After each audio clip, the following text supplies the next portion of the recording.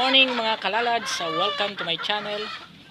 Dito po ako ngayon sa Laguna, kung saan marami po tayong mga alaga dito. Dito po mga kalalads, mga alaga nating mga manok.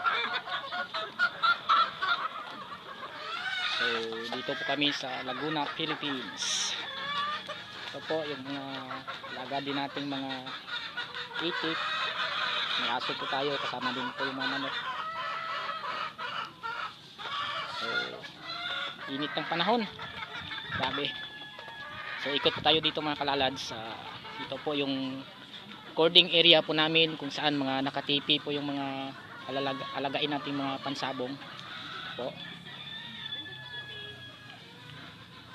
Ayan po mga kalalads. Ayan. So, meron din po tayong pabo. Yan. Tsaka bibi. Po.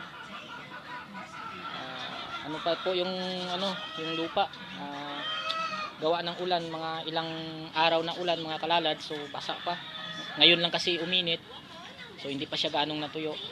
So medyo mahirap yung sitwasyon natin dito kasi maputik. Ayan po mga kalalad, so putik po 'yan. Ayan.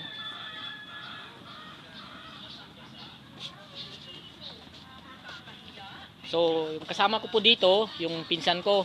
Bali, dalawa po kaming caretaker dito sa maliit na farm dito sa Kalawan, Laguna, mga kalalads. So, yan po siya. Pa-relax mode lang.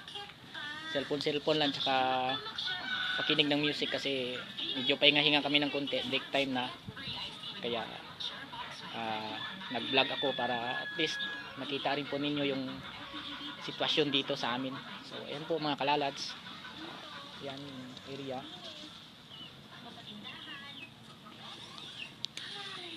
May mga tanim din po kaming mga gulay doon po sa dulo. Mga tanim naming gulay mga kalalads. Yan po yung mga niluluto po namin, pang gulay-gulay araw-araw. So sa sunod ko na vlog, i-update ko na lang kayo sa mga gulay-gulay namin. Kasi nung nakaraan ang lakas ng ulan, halos ulan dito araw-araw. So medyo yung iba na nasira yung ibang mga gulay namin.